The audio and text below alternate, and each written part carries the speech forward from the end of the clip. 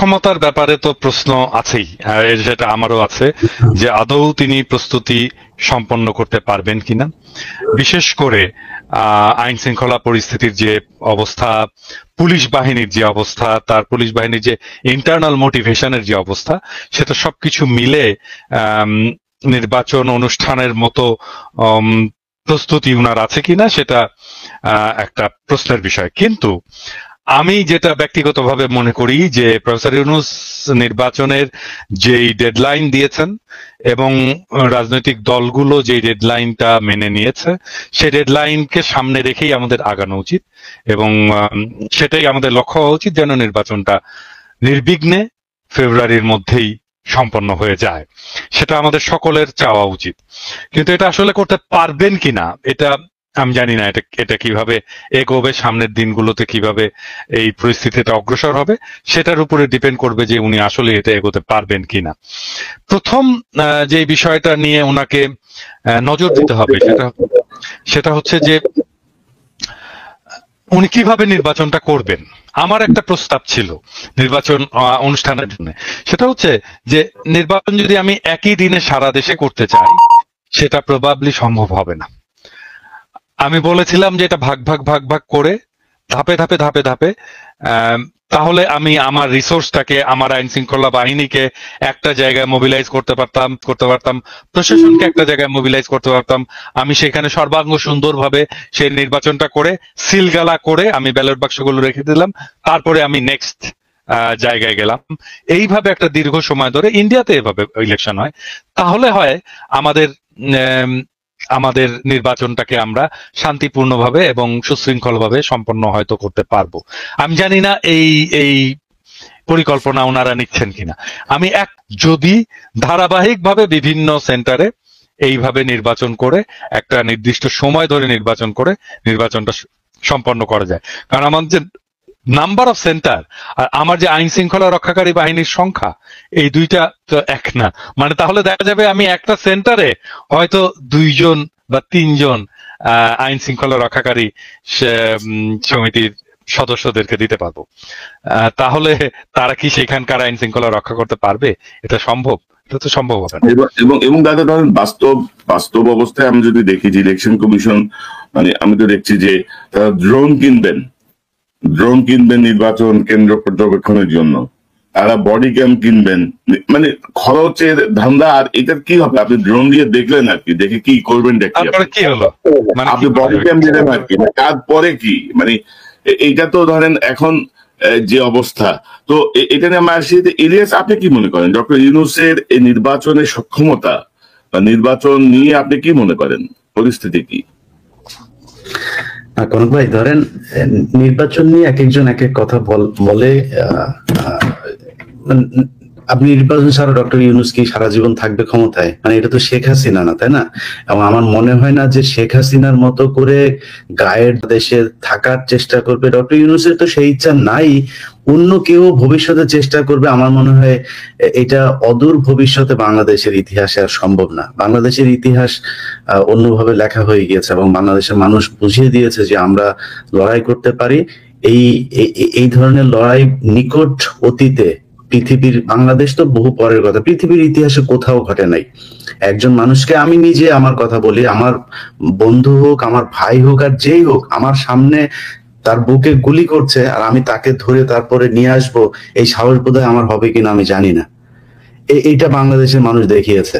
এবং আজকে বাংলা এডিশনে একটা নিউজ গিয়েছে, আপনি ঢাকা মেডিকেলের কয়েকজন ডাক্তারের বক্তব্য নিয়ে, যে ওই সময় কি হতো, জুলাইয়ের ওই সময় যে মানুষ যখন যেত, একজন মা তার সন্তানের মাথার খুলি তার হাতে করে নিয়ে গিয়েছে, যে স্যার আমার এই সন্তানের খুলিটা আপনি মাথায় ইয়ে করে, ওর নিঃশ্বাস ছিল নাকি তখনও, বলছে এটা ই করে দেন।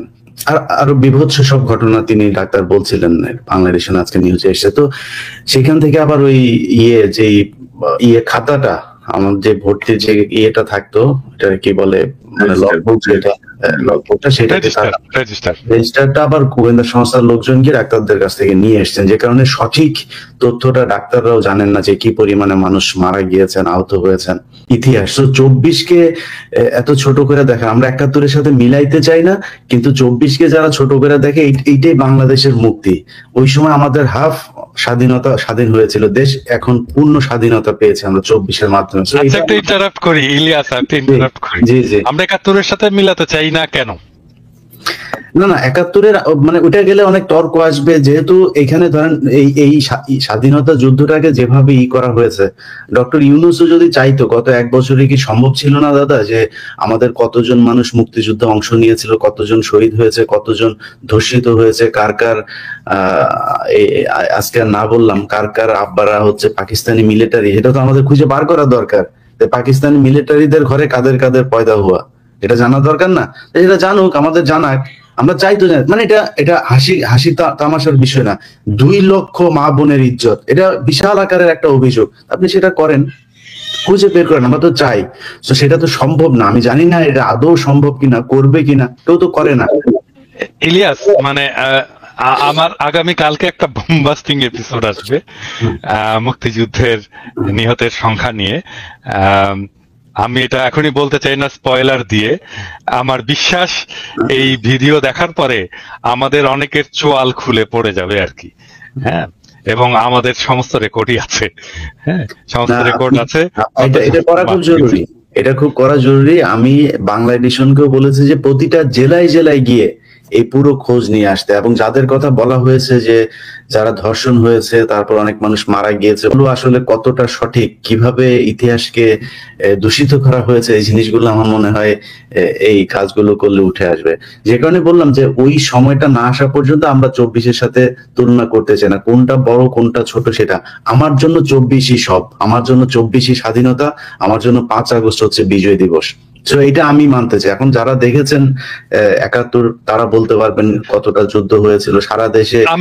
আমি ইলিয়াস একটা খুব বেসিক একটা তর্ক হাজির করতে চাই।